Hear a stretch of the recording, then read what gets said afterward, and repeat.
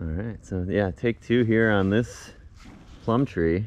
Yeah, so this is obviously a plum tree, and I'm going to make a guess that this is an Asian plum. Am I correct? Do you know the variety? Satsuma? That doesn't sound familiar. Satsuma, Santa Rosa. Santa Rosa, that's okay, what it so is. Santa Rosa is an Asian plum variety, and there's another plum that's on the property here, and that one is a prune plum. So that's a European plum. This is Asian plum. They have slightly different growth habits. So the Asian plums tend to be a little bit more spreading. Boy, do they put on a whole lot of growth. Yeah, this one, yeah. They're going to be, do you know what rootstock this is on? I don't. I got this one from Friends of Trees. Okay. They didn't have that information. Okay, that's another thing I tend to always ask all of my clients if they know. They did say semi-dwarf, but they didn't know which one. So that's another thing. Asian plum semi-dwarf is anywhere from 15 to 25 feet. It's not the typical semi-dwarf, 12 to 15 feet. Now they tend to really push the boundaries on that. And so I just want to make my clients aware of the DNA of the trees and what its potential is. Stone fruit, we definitely are not touching in the wintertime as far as pruning is concerned, simply because of the pests and disease issues that it has. And I already see some stuff going on. Yeah, definitely. This one seems to be I always not doing look at so all well. the trunks, you know, and all of the branches, where the previous wounds are, the pruning wounds. I'm looking at the foliage. I can see already that this has something called shot hole fungus. So this time of the year, those little holes kind of drop out. It's a fungus that splashes up with any sort of rain. So shot hole tends to be very seasonal. So if we have a dry spring, you have less shot hole. If we have a wet spring, you have a lot more shot hole. And it doesn't necessarily affect the fruit, but it affects the plant's ability to photosynthesize properly and feed itself. And so if you have a really bad infestation, I've seen trees defoliate in August. Just because it's not able to feed itself. Well, if it's the wet spring that does it, then we might be in for it here this year. Yeah. Another thing that I see, and you know, this is where power of observation really comes in handy, is this little globule of like shiny stuff. There, right? And so that's bacterial canker. Yeah, and you can see on this side too, it's all shredded. Oh yeah. Oh yeah. And there's your puppy. And so bacterial canker typically is coming from a heavy clay soil. That's pretty much around the board here. Everybody in the Pacific Northwest has a heavy clay soil. I only have like one or two clients that have like really nice, loamy, silty soils. And so that's just problematic in general. So that's right at the base of the tree there, right at the graft union or below. Is this thing gonna fall over? Necessarily. It's usually not a weakness in that graft union.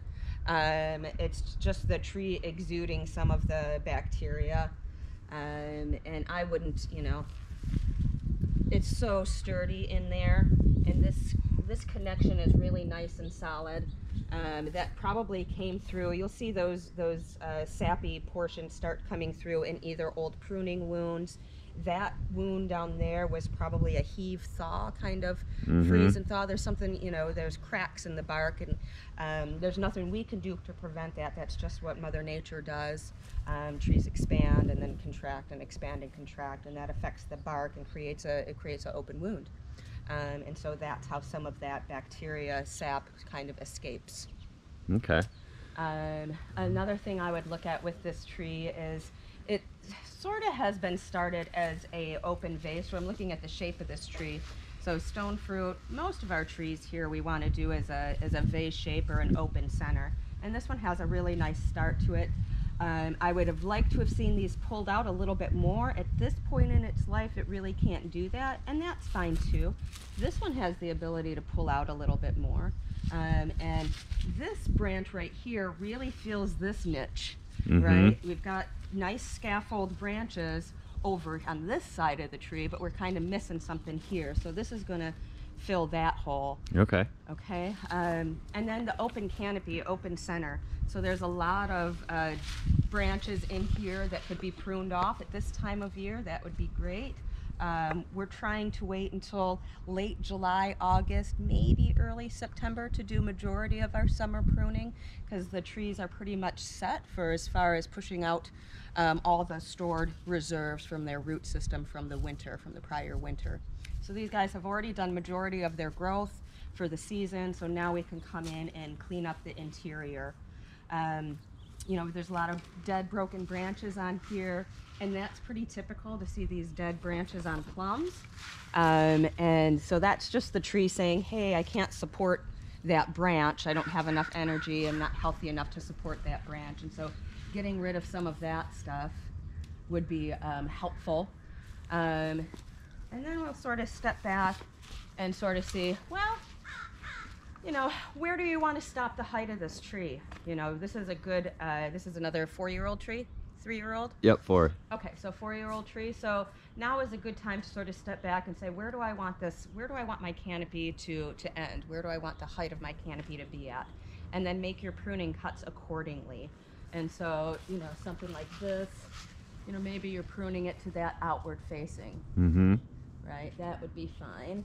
And then you just sort of balance your tree all the way around. Another thing that I'm noticing with this tree is that it's super heavy on this side. Yep. And so getting most of your pruning done, your summer pruning done from this side of the tree would also help to rebalance the shape of the tree out a little bit. This is a nice strong branch that has a, it looks like there was a broken branch in there at some time. Yeah, sure does. Like it peeled right off. Yeah, it peeled right off. So, and it's pretty much stuck in this position. I can't really move it around. And it's in the center of the tree. So this might be one cut that takes care of a lot of that congestion for you. Okay. And then you just sort of move your way out and look at some of this tinier stuff. And I'll just do a little example right here, just sort of allowing sunlight into the canopy. This one is not really as offensive to me as some of this interior stuff was, because it has its own space. It's not really bumping up to its neighbors or anything like that. Mm-hmm. Yeah, I haven't had any fruit on this tree yet. How about flowers? This year there was a lot of flowers. Okay. So that's another question that I get quite a lot is, you know, why isn't my tree fruiting? And so the first question I ask, where's your sun at? How much sun is it getting? And I've already asked those questions. And so then I ask, well, do you get flowers? If you get flowers, that tells me you definitely have enough sun. And so you probably just have a pollination issue. So Santa Rosa, I'm not 100% sure, but I'm not sure that it's self-fertile. Mm-hmm. And so is that prune plum blooming at the same time, and are they compatible with pollination? There was definitely some overlap in the flowers being open, but maybe the compatibility is not there. Yeah. A lot of times people will get worried about the bees, and we should all be worried about the bees. But I've got to say that I'm usually finding that it's not a pollinator issue, it's more of a pollinizer issue. So it's not a bug issue. We've got plenty of bees and little flies flying around. It's just you don't have a pollination partner, a different plant that's providing some extra pollen. Okay, so I need a compatible partner in here. Yeah. And if you don't want to put another big plum tree in your yard, you can always come back and graft a pollination variety onto this tree. That's always something that's appropriate to do. I get a lot of people who have bought in 4-way, 5-way plums, and those tend to be a real management nightmare because one variety always grows more vigorous than the other ones, and it's usually a Santa Rosa or a Shiro plum that they put on top, and then they'll put these low vigor Italian prunes on the same tree, and the Italian prunes die off, and then you've got 300 pounds of Shiro plum. So then you just planted a Shiro, basically. Yeah, when people ask, I always recommend against the 4 or 5 variety setups, and like, you know, if you want to try two. Yeah. But eventually it gets there's too much going on there. Yeah. Another thing with plum trees is they bloom so early. And so I would imagine it could just be a fluke that this didn't have fruit on it this year because we had a late frost or yeah. I mean, this thing was happened. At the end of February when it was sunny and warm. Yeah. It had open flowers already. Yeah. So I say that a lot of my clients this year have lost all of their plums. I have at the HOS Arboretum, we lost pretty much all of our plums this year just because of a cold, wet spring. So, you know, just hold on to it. You know, if it goes on for more than 1 to 2 years, then I would suspect we would look at different things. Mm-hmm. What's the range for having a compatible pollinizer around? Because we've got the Green Thumb Orchard is just a block away there. Yeah, so I would say, and I'm not 100% sure, but I think it's like 100 yards. Oh, okay, so it's probably at the edge of that anyway. Yeah. So a neighbor, you know, direct neighbor on either side or behind you, I think that's going to be safe. But if you're looking at somebody on the next block, I think that might be a little bit too far to go. Okay. Yeah. Is hand pollinating reasonable? Sure, if you've got that kind of time on your hands. I have a lot of clients that do it, especially with kiwis. They don't want to necessarily put in a male kiwi, but you know, you need the male and the female. And so they'll come and grab some flowers from the HOS Arboretum and take them back and hand pollinate all their little kiwi flowers. Okay. That's usually better for smaller trees or people that are retired. But yeah, once you start getting into larger trees, it's very time consuming and labor intensive. Okay. Cool. So, why don't we just talk about the other plum right away? Yeah. And then it looks like after that I'll have to change batteries. So yeah, like you said, this one's a prune plum. Yeah.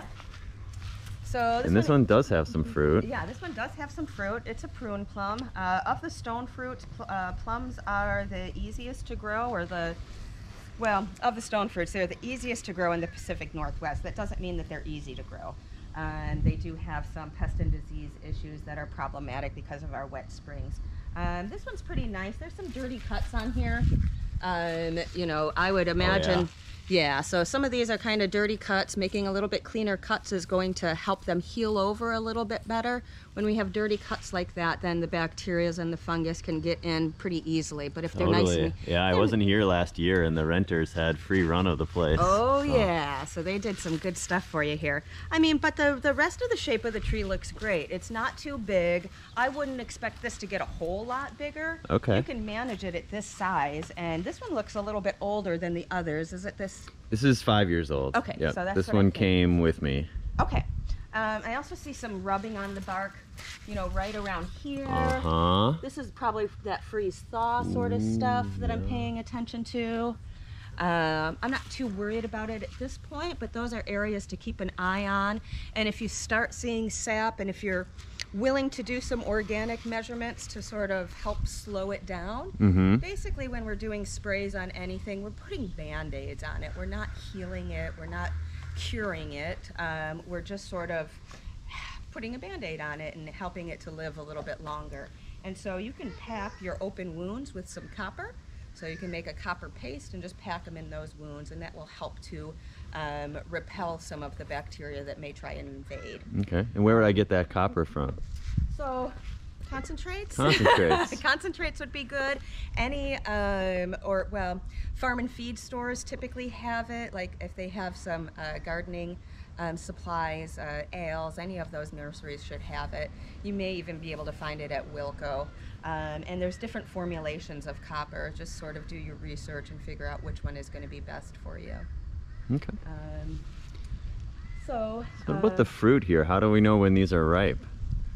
Yeah, so typically you're going to be looking for fall on the ground. Yeah, there's a couple. There's a couple on the ground. There's a few I picked up and threw to the chickens already. Okay, so you could, you know, if they come off the branch pretty easily, and then we're doing taste testing on most of the stone fruit to see if it's ripe.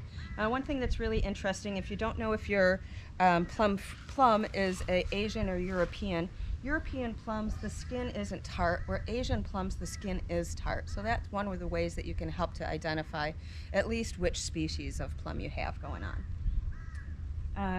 You don't have a whole lot of stuff going on in the interior, so I'm not too worried about that. You got another big dirty cut over here, so cleaning up your dirty cuts. Cleaning up dirty cuts after they've been made is, you know, is great. Not making them in the first place is even better. Yeah, but, preferred. You know, you can also see that this was cut to an inside bud. Yep. Now, do you want a branch to go in there? Not really, no. So, you know, coming back and correcting some of these would be ideal. So to an outward facing branch, and just think, you know, you're cutting to a bud. Where do you think that bud is going to go? Right over that way. Mm-hmm. So sometimes it's appropriate to try and give a little bit of shade to the interior of your tree. So then you would cut to an inside bud. If it was totally stripped of vegetation on the interior, that might be a good idea, because sunburn happens to plants and to the fruit. Okay. So something to keep in mind. What about this branch here? It seems like my angle's not great. So this one that's swooping down like that? Yeah, it's not great. So, you know, the best angle for fruiting branches is between 40 and 65, okay. Right? And this one kind of like swoops down a little bit, but then it goes back up. But that's not so offensive to me. I mean, it's got its own space, and so I'm not too appalled by that one. It's okay. Little bit of interior stuff in here that can be used to, can be sort of removed. It seemed like on the other one there, on that Asian plum, there's a lot more upright, 45 degrees or less branch angle. Yeah, exactly. And so with these guys, you know, your new wood is relatively good size. So that's about 10 inches right there. Where the new wood on that guy, you know, you probably got about 2.5 feet, 3 feet. And so that's another thing. Once your tree is the shape that you want it, the height that you want it, how do you maintain it at that? And so with the new wood, typically we're going back and taking 1/3 to 1/2 off. Okay. And what that does for plums, this one you can't really tell so much. The wood isn't as flexible as it is on something like that, where if you have weight of the fruit, here's a long one. If I had fruit way out here, that's just going to totally mess up my whole pruning job, and you're going to have branch breakage that might occur because of that. And so when we notice that, you know, our branches are that long, taking it back by 50%, that's going to help sturdy up the branch, and it's going to create your fruit a little bit closer to the trunk, which is going to be a lot more stable. Okay, so as I'm looking at this here, right where you grabbed before, it looks like we got some... Oh, aphid damage. Yep. So yeah, those are aphid mummies. Yeah. And so we see a lot of that on plums. Not a whole lot of curling on these ones. So did you prune this early in the season, or this hasn't been touched yet? This was pruned about 3 weeks ago. Okay, so I imagine that some of the tips of your branches probably had some curled foliage on them too. And so typically that happens earlier in the season, but the aphids always come out before the ladybugs come out. So you probably have a good amount of ladybugs back here that came and started taking care of some of your aphid population. Yeah, you could see adults and larvae crawling around on there. Okay, yeah, that's great. So, you know, that's the thing. Do I want to get rid of all the aphids? Because then if I get rid of all the aphids, then I have no more food for my ladybugs, right? And then what happens if I get a huge flush of aphids one year and I don't have any ladybugs in my backyard? So you sort of have to do this crazy balancing act with Mother Nature and keeping enough aphids around, but not so much that it's damaging the trees. And by damaging the trees, you know, that's when the whole thing is covered, every leaf is curled, and it can't feed itself properly. But if it's just a few leaves here and there, then it's like, maybe I don't need to treat that. Maybe I just need to leave that as a food source for the aphids to come around. Huh, yeah, don't hear a lot of people saying that. I know, right? Yeah. So it's like, you gotta feed them something.